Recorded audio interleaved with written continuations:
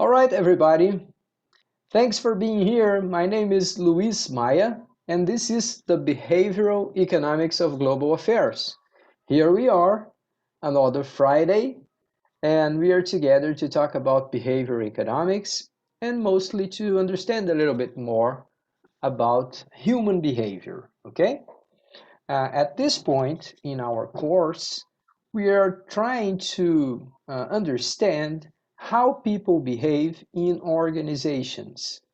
First, we talked about some very particular aspects of human behavior in organizations, and we mentioned this garbage can model of human behavior in organizations, right? We talked about how sometimes in organizations we have people participating uh, irregularly. Sometimes they show up, sometimes they don't.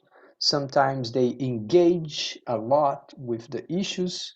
Sometimes they behave passively. And the second characteristic was that sometimes you have inside a specific organization lots and lots of preferences. So preferences diverge. People think differently. They have different tastes, different opinions, and sometimes those can get in the middle of decision making, and then sometimes we can end up having very poor decisions being made. And finally, we have different perspectives on how to do things, how to approach technology, how the company should accomplish its goals, right? So these three aspects, they are not examples of poorly managed organization. They are kind of a circumstance that can arise in any organization. Okay, then we move to sustainability, and we talked about the challenges of sustainability inside companies or inside any organizations. So we thought how human behavior from an individual perspective will have like a hard time to deal with sustainable issues, right? Sustainability issues. So we discussed a little bit about that, but we also made the point, the case for a green argument for for sustainability. I'm sorry, the business case for sustainability. How can companies and organizations adapt and enjoy or improve upon previous conditions as they move towards sustainability? They can reach higher profits, they can have lower environmental impact, and it's a win-win situation in many cases. Not all of them, but in many cases. All right, so today we're going to talk about a third aspect of group behavior, organizational behavior. Here we are going to talk about ethics, unethical behavior in organizations. I know what brings to mind when you think about that, right? Immediately people think about corruption, very bad people who takes advantage of companies, takes advantage of some other people for personal profit, for personal gains, and it ends up being like a case of police, right? You have to sue those people, you have to take them to court, and then we have many scandals. Those things show up in the press. So that's what we think about dishonesty. But there is a documentary that I wanted to suggest to you if you have the curiosity. There is this documentary. Uh, the name is The Truth About Lies. A Verdade sobre as Mentiras. Dishonesty, The Truth About Lies. Desonestidade, A Verdade sobre as Mentiras. So this is a very good film. Up to some time ago, it was available on Netflix. I don't know if it's still there. Sometimes films show up and they vanish, right? So I don't know if it is there, but you can find it online. The Truth About Lies, okay?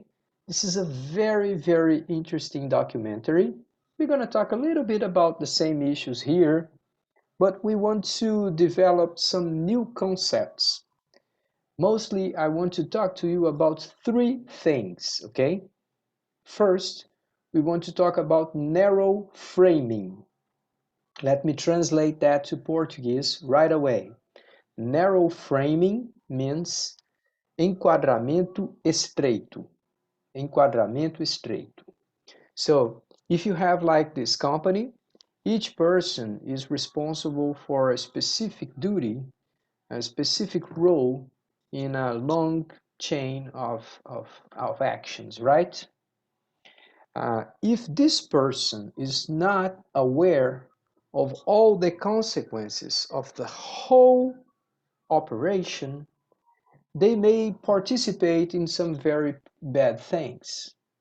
So, em português, again, o enquadramento estreito diz respeito ao fato de que se uma pessoa só consegue enxergar uma parte muito limitada das atividades de uma empresa, ela pode contribuir para uma empresa que está fazendo uma coisa muito errada. Se ela tem esse olhar muito estreito, muito fechado, se ela não tem uma perspectiva ampla sobre qual é o modelo de negócio, quais os impactos que estão sendo gerados, ela pode, de alguma forma, sequer tomar ciência das consequências daquela operação. Tá? E muitas vezes tem consequências éticas ou consequências ambientais. Alright, so the first concept is narrow framing. We're going to go back to that and show some more examples later. The second concept I want to discuss is strong context. In Portuguese, contexto forte. The definition of strong context is something that appeals to its working condition. We say that sometimes contexts are stronger than reason. Algumas vezes, os contextos são mais fortes que a razão. So we are pushed to behave in a specific way. We are pressed on to do some things. Those happen when we need to act fast. Sometimes those show up when we have very, very fierce competition, and then you don't have time to stop and think and reason, right? Então, contextos fortes são circunstâncias que emergem muitas vezes quando você tem que agir rapidamente ou quando você está sob pressão de uma, por exemplo, de uma concorrência muito, muito agressiva. Those situations, you end up behaving like us versus them. Você acaba levando em conta uma lógica de nós contra eles, e aí você precisa ser fiel ao grupo e você não pode divergir. So if you raise your hand and say, I don't know about this, people may look at you and say, shut up, we have to win. This is important stuff. You don't want to lose your job, so shut up. Então, algumas vezes, quando alguém levanta a mão e faz questionamentos éticos, ele é pressionado pelos pares. Ele é criticado fortemente pelos pares. As pessoas falam, você não quer perder seu emprego, cala a boca, nós precisamos vencer essa concorrência, nós precisamos bater essa meta. Alright, so this kind of context can be stronger than reason. And then people can very well behave in ways that later on they may regret. You see, sometimes we make decisions that we are not happy with them, and we can justify later, but we will not feel okay. If you ask some people sometimes, how could you do that? If you take a criminal and ask him, how could you kill someone? How could you steal that money? How could you steal from a public budget or something like that? Como é que você pode ter roubado recurso público? Como é que você pode ter matado alguém? If you ask people like that, very often you hear them saying something like this. It's not me. I'm not that person. I did something bad, but that's not who I am. I'm sorry for that. I regret having done that. Eu me arrependo de ter feito aquilo, mas isso não sou eu. Eu fiz aquilo, eu assumo que eu fiz, mas eu não sou assim. So it's very common to see such explanation. People, for a number of reasons, may do bad things even though they are not bad people. Now, let's be straight. Let's be very specific with this. There are bad people out there, okay? No doubt about it. That's not what we're saying, that everyone is a victim. No, I'm not saying this. There are bad people out there. What we are trying to say here is, depending on the context, even good people can do bad stuff. Então, em português, nós não estamos falando que todo mundo é vítima. Nós estamos falando é que, dependendo do contexto, mesmo pessoas boas podem fazer coisas erradas. All right? So that's our point here. So we talked about strong contexts. Contexts that are stronger than reason. And people just fail to interrupt a bad thing from happening, from preventing bad things from happening. Okay? And the third concept I want to talk about is a more controversial one. It is ethical blindness. Cegueira ética. Now, supposedly, when we talk about ethical blindness, we are talking about circumstances in which people cannot perceive the ethical aspects of their actions. As próprias pessoas não conseguem perceber aspectos éticos de uma decisão que estão tomando. All right, you may look at this and say, oh, come on, Luis, you are so naive. The world is not like that. All right, I see why this criticism can arise. But what I'm trying to say here, and I'm going to show you some examples of good people, very good people, admirable people, people that you can say, you know, that's a leader, that's an important person, a very reasonable person, and I'm going to show you how very good and reasonable people can behave in incredibly unethical ways. Okay, I'm going to show you this in examples, historical examples. So we're going to talk about some cases here. All right, so far so good. Please put up your thumbs there. Thanks, Thiago. Elvidio, so far so good. All right, thanks. Davi, I believe you were hearing us. Okay. Yes, for a while, teacher. Thank you, Davi. All right, so keep in mind these three concepts and we will return to them later, okay?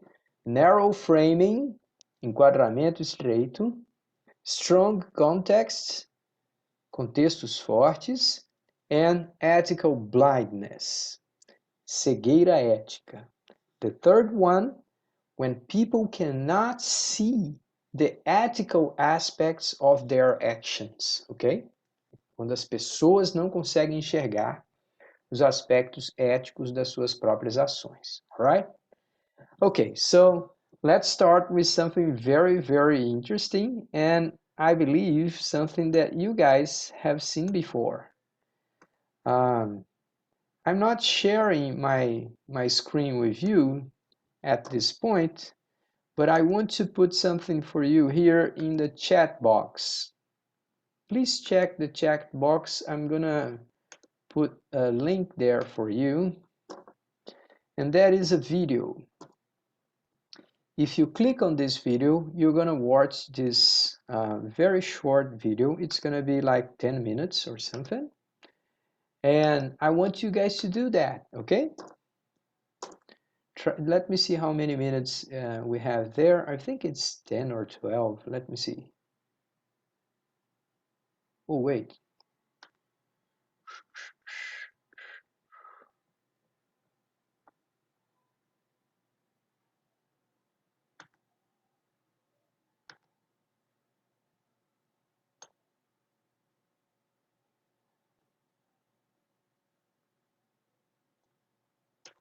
Let me see. Oh, yeah, got it here. Sorry, I think I sent you the wrong link. Let me take this one and let's see if you guys can access that. All right. Please check this second link now. I'm gonna post it right now. Wait.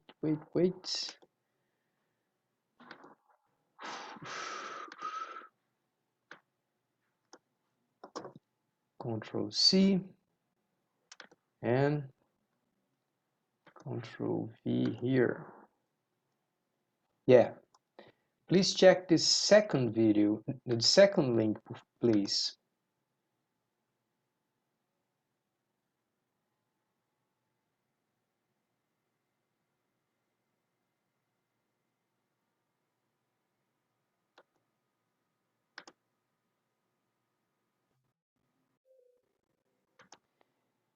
Yeah, it's a short video. It's like 6 minutes only.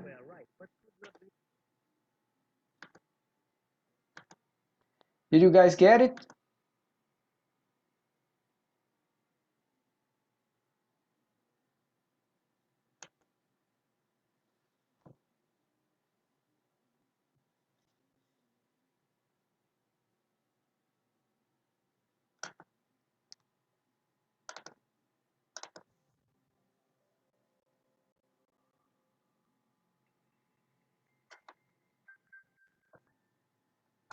The Emperor's New Clothes by Hans Christian Andersen. Once upon a time, there lived an emperor whose only interest was to dress elegantly. Change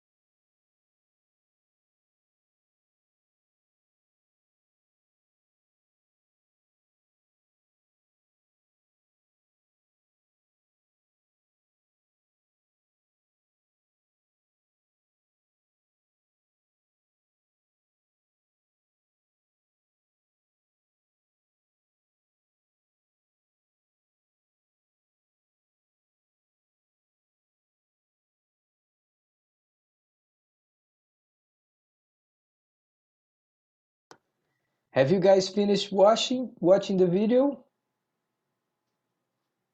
Terminaram? Tiago, o vídeo, conseguiram assistir o vídeo todo? Sim, professor, agora eu não entendi quase nada. Oh, no problem. I'm going to explain Tô to you. terminando aqui, falta bem pouquinho. Okay.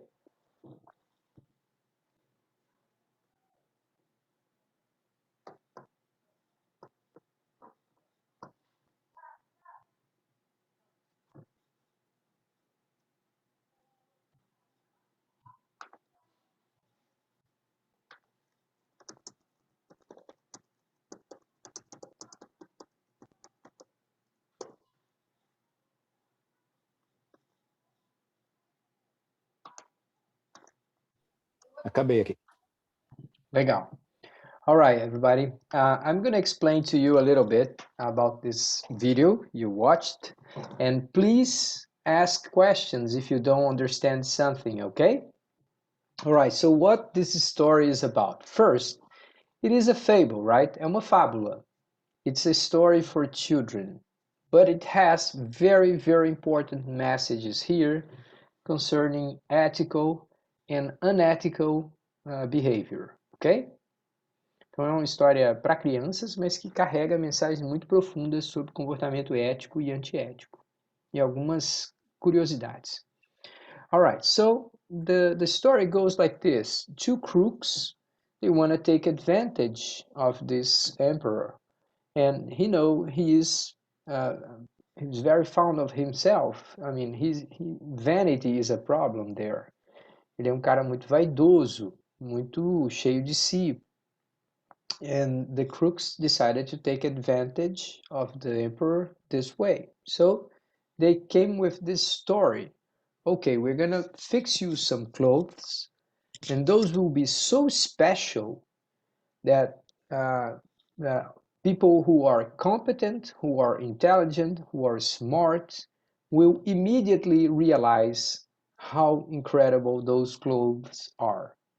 Então, as pessoas vão ver a sua roupa, se elas forem inteligentes, elas vão imediatamente perceber quanto que é bonita aquela roupa, que ela é sofisticada. But if you are stupid, if you are not smart at all, then you cannot see that. The watching, observing the clothes will decide if you are stupid or if you are intelligent. Então, se você observar aquelas roupas e não ver nada, é porque você é estúpido, é incompetente. Alright, so there is like this chain of commands. Tem essa cadeia de comando. And people report to each other. And everyone is afraid of contesting the idea. Tem essa cadeia de comando, cada um vai dizendo para o outro. E todo mundo tem vergonha de dizer que parece que tem alguma coisa errada com aquela história. Todo mundo fica com medo de apontar que está havendo um tremendo equívoco, se não até uma fraude ali. But then the crooks got away. They took money. They took material, very expensive one, threads of gold, fios de ouro, tear, os tecidos, dinheiro. They took it all from the emperor. And they produced this supposedly dress, or I don't know, this robe or whatever. E eles supostamente teriam preparado aquela roupa para o imperador. And no one would contest that. No one would question. No one would say, wait, I can't see. If you say that, you are going to be the incompetent. You are going to be the stupid one, right? Então, as pessoas não podem contestar. Quem contesta corre risco de ser acusado de incompetente, de estúpido e de idiota. So this is a strong context. Esse é um exemplo de contexto forte, baseado em uma cadeia de comando muito rigorosa, vaidade e medo. Então, essas três coisas estão combinadas. E essas coisas estão muito frequentemente presentes em organizações. Chain of command, vanity, and fear. Those are three elements very, very much common in many, many organizations. People were afraid of losing their job. People were afraid of somehow stepping on someone's foot, even if especially if it is your bosses, right? As pessoas estão com medo de pisar no calo aí umas das outras e principalmente de pisar no calo do chefe. Então ninguém levanta a mão e fala, ó, tem alguma coisa errada com essa história. Alright, so the story ends with the emperor passing by the population and just a kid is honest and spontaneous enough to say, the king is naked. O rei está nu. Então só o garotinho que não está dentro daquela lógica. Até a população estava com medo de falar no início que o rei estava pelado, que estava nu. Todo mundo falava, não, eu posso morrer se eu acusar o rei disso, ou então, se eu não estou vendo é porque eu sou burro. Na verdade, o rei está usando uma roupa muito sofisticada lá e tal. But then the kid reveals the farce, right? The frauds. O garoto, com a sua simplicidade, com a sua espontaneidade, revela a fraude. All right. Questions about this? Does that make sense to you? Have you heard about this story before? When you were a kid? Alguém já tinha escutado essa história antes? Não, nunca escutei não, professor. Legal. All right, guys. So this is a simple story, but it's a very powerful message, and the elements you have there, they are all enough so you can transpose them to real organizations in modern life. The same things happen all the time. First, you have segmented roles, you have a chain of command. Você tem papéis segmentados e existe uma cadeia de comando. And everybody has to respect their leaders, their bosses, right? As pessoas têm que respeitar e têm muita prudência no que falam para os seus chefes, sob risco de serem considerados incompetentes. Quando esse tipo de temor existe, esse temor de se falar o que pensa, a organização tende a ficar mais burra, ela tende a ficar mais incapaz de fazer autocrítica. And these things are real. I mean, I know it's a story for kids, but this happens in companies, this happens in the government, this happens in a university, it happens all over. People are afraid to ask the right questions. They think that they can be considered stupid.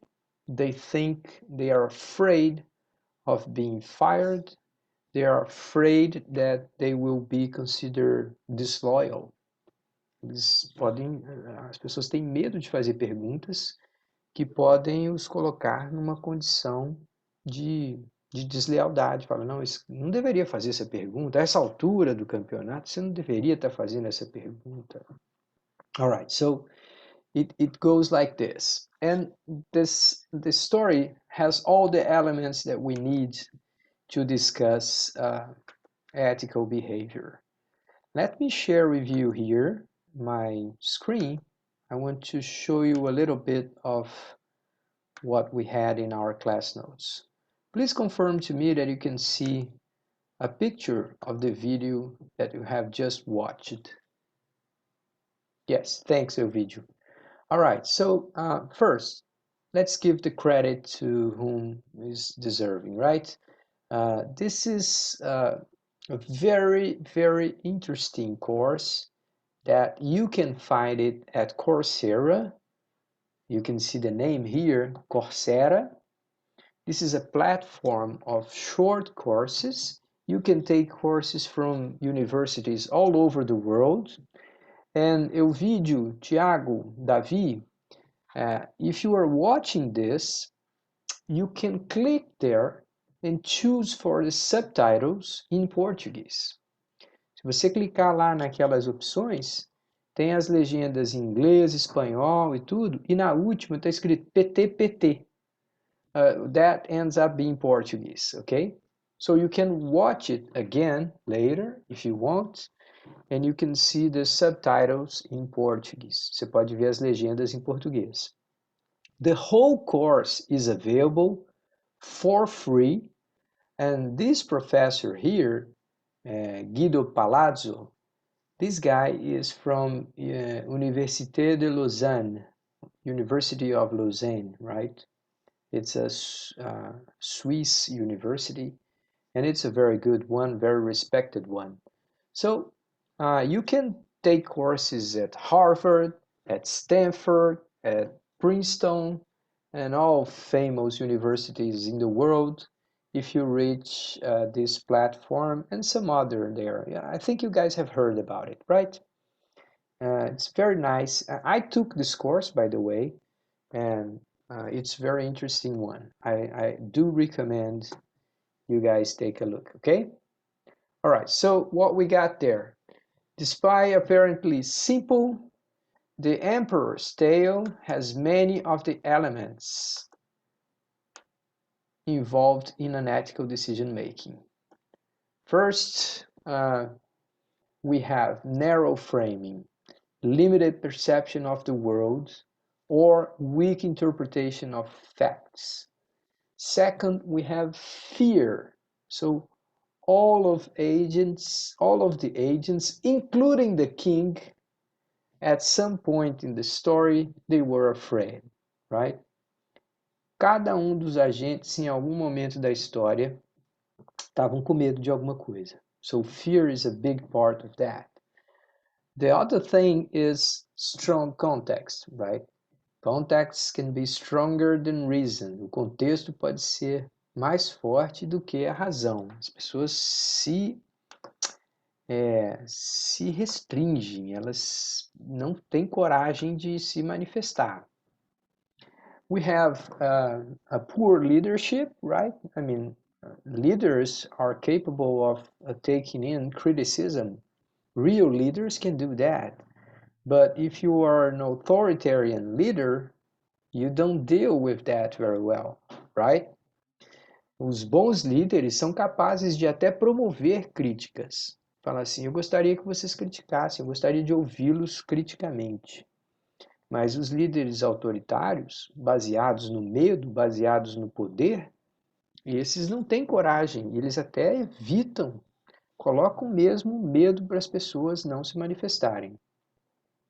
There are some specific aspects in how things are done, and we have the parallel of the story and in real life, okay? So first, excessive trust on routines. Confiança excessiva nas rotinas, nos processos. People will tell you right away, if you ask a question, they will say, this is how we do stuff. É assim que a gente sempre fez. So don't bother. Não venha me encher a paciência, porque é assim que a gente sempre fez. And you may ask, wait, but if something is wrong, it doesn't matter if you have done that for a long time. As pessoas deveriam parar e perguntar assim, vem cá, se alguma coisa está errada, não importa se isso está sendo feito há muito tempo. Importa que alguém tem que olhar para isso, está errado. Right? So, we have this both in the story and in real life. Okay? You can see that operating in the story as you send someone, or you take the minister first, then you take an old counselor, and so there are these emissaries of the king, of the emperor, and they come back and they report to the boss and things like that. So both in companies and in the story, we have this kind of trust on routines. We have group pressure, a pressão dos pares, a pressão dos grupos. If you are in the middle of a group and everybody seems to agree on something, it's very hard for you to raise your hand and say, I'm out, I don't think like that. It's very hard to do that. So we all feel group pressure.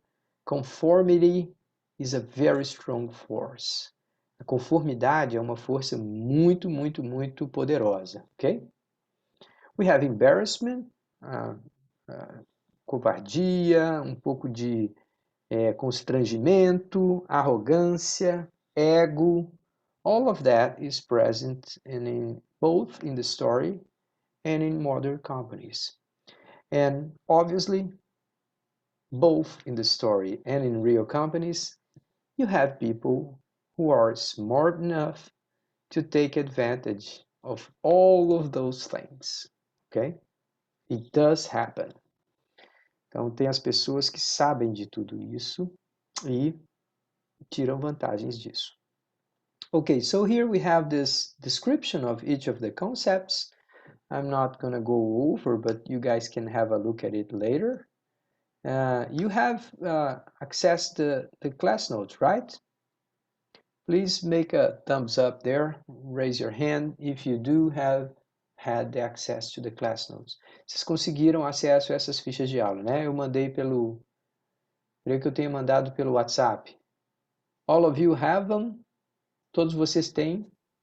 Essa ainda o senhor não mandou, não, eu acho. Let's do that right now.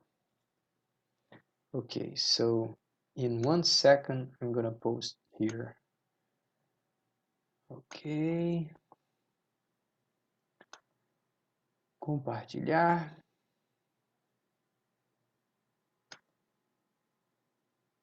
Ok, tá aqui. All right, I'm gonna put it here in the chat box, and I'm also gonna put it there in our WhatsApp group, okay?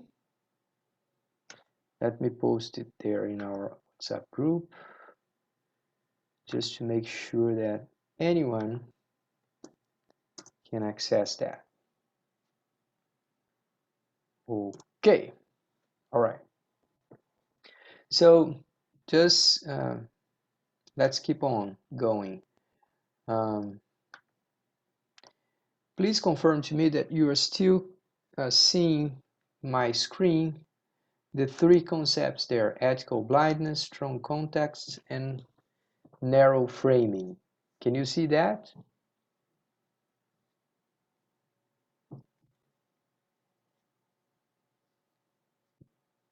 Tiago, Davi, Ovidio, you still can see my screen, right?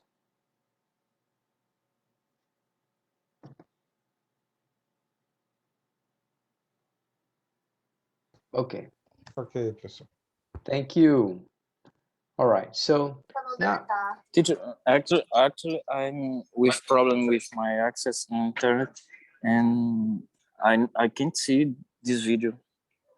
Oh, I'm sorry about that. You can see us and you can hear our voice, right? Você pode nos ver. Yes, teacher. I'm watching by my cell phone. Okay, all right. But can you see the PowerPoint presentation I'm showing you? Ok. Você está conseguindo ver, Dá pra Davi, ver. a apresentação PowerPoint? O vídeo eu sei que está vendo. Davi consegue ver a apresentação PowerPoint? A little bit unstable, but see, I can see. All right, okay. So, in any case, Davi, later on, you can watch the whole video, okay, of our class. But I'm going to show you a fascinating case about a car. The name of this car was Ford Pinto. It's a strange name, I know. This is an American car from Ford Motors Company, right? Então, é um carro que se chamava, nos anos 70, chamava Ford Pinto. Obviously, when it came here to Brazil, they changed the name. They called it, or at least a version of it, they called it Corcel. Tá? No Brasil, esse carro, uma versão um pouco mudada dele, se chamava Ford Corcel. My father had one. Actually, two. Meu pai já teve 2 carros desse. But then again, it was a slightly changed version. Era uma versão ligeiramente modificada do mesmo carro que foi vendido durante muitos anos nos Estados Unidos, ok? Now, the story of Ford Pinto is a tragic story. What we have there is a car that if you had a collision, certain type of collision, you could predict that the car would explode on fire. Para determinados tipos de colisões, com uma porcentagem, uma probabilidade relativamente baixa, mas uma probabilidade bem estável, era possível prever que o carro ia explodir em chamas. Okay, so this is scary stuff. Now, some of the reasons for that, first is that you had the engine of the car was in the back. O motor do carro era atrás do banco. Então, a combustão acontecia na parte de trás do carro. Dependendo do tipo de colisão, o motor poderia vir para frente, principalmente se tivesse vazamento de combustível, o risco era muito grande. All right, so this car was a solution to a very, very big problem that Ford had. At that time, Ford was facing very, very fierce competition. A companhia Ford estava enfrentando uma competição muito, muito, muito, muito agressiva. So they had to sell a car for under $2,000. O carro não podia custar mais que $2.000, que aos preços de hoje não é simplesmente converter multiplicando para 6, mas seria como se fosse um carro a R$15.000. Um carro zero a 15, 17 mil reais, tá? So it was very, very difficult. If you had to spend a little bit more, the engineers will have huge meetings and discuss for days and weeks before you add a single piece to the car, okay? Antes de fazer qualquer modificação no carro, você tinha que fazer enormes discussões, porque o carro não podia exceder o patamar de $2.000, sob o risco de não conseguir enfrentar a concorrência. And by the way, some of the cars that were competing with Ford at that time were the Japanese one. I don't know if you know that, but in the 70s, the fear of American industry was the Japanese companies, right? O que dava medo nas indústrias americanas não era a China. Nos anos 70, o bicho-papão, que conseguia produzir produtos tão bons e baratos, era o Japão. Então, o pânico americano era com a indústria automobilística japonesa. It's a fascinating story, and I can tell you some more about that later, okay? So, here's the thing. The car could explode, but not always. So, there was a chance that people would explode in fire. But it turns out that when they calculated the risk, when the things started to happen, many accidents, many people get burned, some people dead, they started taking these things serious. They said, okay, let's have a look at it. So first they looked at the problem from a technical perspective. They said, let's see what's happening. Let's see if we can prevent those explosions. Então, eles primeiro foram olhar para a questão técnica. Falaram, vamos ver o que está acontecendo, como que essas explosões estão acontecendo, vamos ver se a gente consegue consertar. And then they actually developed the solution for that. But once they realized the solution, they said, okay, how much does it cost? Uma vez que eles tinham a solução técnica, eles falaram assim, quanto que vai custar? Quanto que vai custar para adotar essa solução? Quanto que o carro vai ficar mais caro? Quanto tempo que a gente vai gastar para mudar? Enfim, they started to measure the costs of changing. But then again, somebody had this terrible idea. Somebody had this worst idea. They said, wait, let's see. How much do we have to pay if people get burned or get killed in car explosions? Let's see how often this thing happens, how much we have to pay for them, and let's see how much we have to spend if we want to keep the car the same way. You see the point here? Eles estavam fazendo uma comparação de custos. Falaram assim, quanto que eu tenho que pagar em indenizações? Ah, você tem que pagar, sei lá, 200 mil dólares, 20 mil dólares por pessoa. Quantas pessoas que são assassinadas pelo nosso carro por ano? Ah, deve dar na casa de 3.500 pessoas. Ah, então multiplica aí, 20 mil dólares, 3.500 e tal. Ah, 10 milhões, tá. Beleza, fizemos uma conta, 10 milhões. Now, let's check the other side. How much we have to spend to fix the problem? Quanto é que nós temos que gastar para consertar o problema? Ah, tá aqui para dar 15 milhões. So they actually calculated the cost of fixing the car and the cost of giving people financial compensations for being burned or for being killed. And they said, in financial terms, it's better to keep the car the way it is. So you may look at that and say, how cold and miserable these guys are. Yeah, I know, it feels like that. Cada de nós olha para esse exemplo e fala assim, como é que esses caras são miseráveis, são frios, são desgraçados, são pessoas podres, para não sentirem, não terem nenhum tipo de simpatia, empatia por quem vai morrer, pegando fogo no seu carro. It seems like we're talking about bad people, but there are lots and lots of things that help us understanding the context, okay? So let's take a look at the things that will help us understanding what was going on, okay? Okay, first, we would look at this and say, okay, these are bad people. But the most important leader at Ford at that time was this guy named Dennis Goya, okay? This is a famous CEO of Ford. This was like one of the most important leaders in the car industry, okay? This is a famous and historical leader. Cara que conseguiu grandes sacadas, grandes inovações na indústria automobilística. Então era cara admirável e admirado por muitas pessoas.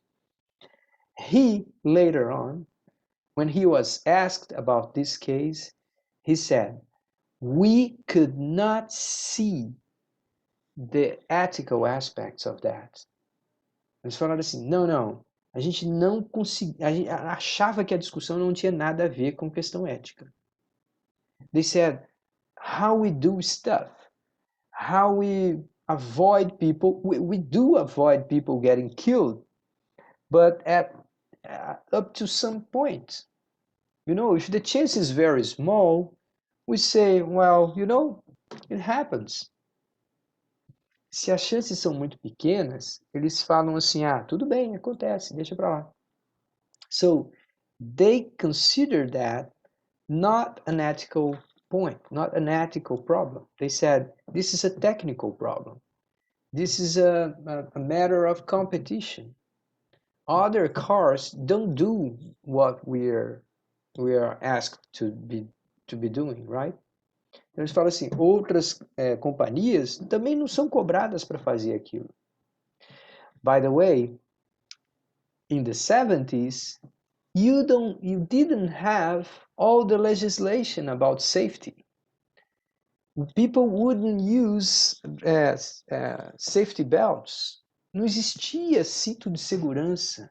Não existia teste do carro com colisões para testar o risco das pessoas. None of that was created.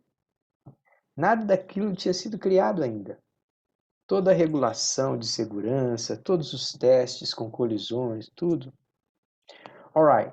The recall team had a clear standard operating procedure to identify callback cases. Let me explain this here. O time responsável para fazer uma interrupção da fábrica e buscar de volta os carros, eles só o fariam se os critérios técnicos A, B, C e D apontassem que devesse fazer. Então, como não tinha atingido aquele nível técnico, eles falaram assim, não, esse aqui não é um caso de fazer uma chamada de volta dos carros. So, it was like, people trust protocols. As pessoas acreditam nos protocolos and they follow them blindly. Eles seguem os protocolos de maneira cega. Eles falam assim, não, se alguém escreveu isso aqui, é porque é o que a gente tem que seguir. So this is an example of narrow framing. As pessoas não pararam e deram um passo para trás para falar assim, nós estamos matando e aleijando pessoas de propósito. Nobody took this step back and realized how grave this thing was, okay? What else? Well, several engineers, none of them seemed to understand the gravity of the issue. So, it was not a single person's problem. Não era uma pessoa que agia dessa forma. Era uma grande equipe de pessoas, os principais engenheiros da empresa. Ninguém levantava a mão. Ninguém levantava a mão e falava assim, esse negócio é absurdo. So it was like a consensus. Right? Tinha um consenso ali, nós vamos seguir dessa forma. What else? Well, you had pressure. We had to produce fast. We can't raise price. And we are facing very, very fierce competition. Now, check out this phrase here. Safety doesn't sell. Segurança não vende. No, this is the mentality of the time, you know? At that time, when people were buying cars, they didn't want to hear about freio ABS, nothing of that. Eles não estavam preocupados em falar de freio ABS, de aquele saco que explode na sua cara, nada disso estava interessado. Okay? On the other hand, if you raised price, people would say, I won't pay. So there was this very high price sensitivity. Okay? So we're talking here about the price elasticity of demand.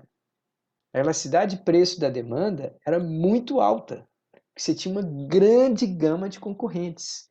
Se alguém subisse o preço um pouquinho, parava de vender. All right, crash tests only became obligatory by law 7 years later. 7 years later, after Pinto was launched, okay? The explosion was seen as a low probability risk. Ford didn't have a plan B. A Ford não tinha um plano B. There was this mentality of us versus them, nós contra eles, e que deixaram que ocorressem mais de 500 mortes. Most of the people thought that the accidents were caused by the drivers or street conditions. They almost none associated the accidents with an engineering problem. Okay?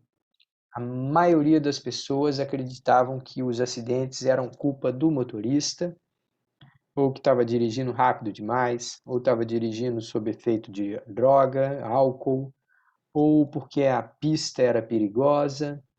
Nobody considered that an engineering problem. They said, who caused the accident? Oh, the driver. Okay, so who's to blame? The driver.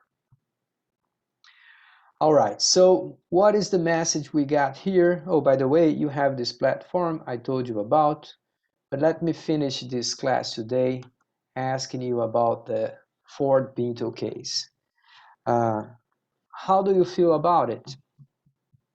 Do you feel like this is United States of America, this is capitalism, or do you think that this is human behavior? Let me hear from you a little bit. O que vocês acham, pessoal, desse caso? Nós estamos falando dos malefícios do capitalismo, o capitalismo selvagem americano, ou nós estamos falando de comportamento humano? Is it like a universal problem, or is this like a Yeah, those American. Eu acho que o comportamento humano aí foi decidido também pela questão do capitalismo, né, da concorrência, né? Acho que essa, é, essa força, né, que o senhor falou aí, fez com que as pessoas tomassem essas decisões erradas, né? Mesmo que fossem pessoas boas, mas estavam tomando decisões completamente erradas. É, um bom argumento, Ovidio, porque acaba que a mentalidade de uma sociedade vai moldar as empresas. Né? As empresas vão aderir aos valores. De alguma forma, uma coisa influencia a outra, mas para os dois lados. A sociedade molda os valores das empresas e as empresas, de alguma forma, também acabam influenciando no que as pessoas acham normal, o que as pessoas acham ético ou não. E isso acontece hoje, quando a gente está falando de sustentabilidade. Ainda tem um monte de empresário aí que fala que esse negócio de sustentabilidade é o pessoal que vai abraçar a árvore, vai cuidar da ararinha azul. Ele acha que não é com ele.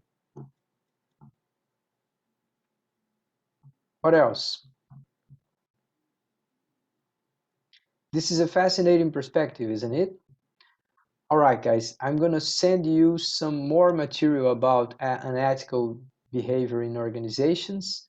But I want to let you guys know if you want to have some questions, if you want to send me any of them by email, by WhatsApp, feel free to do so, okay? I'm gonna stop our recording here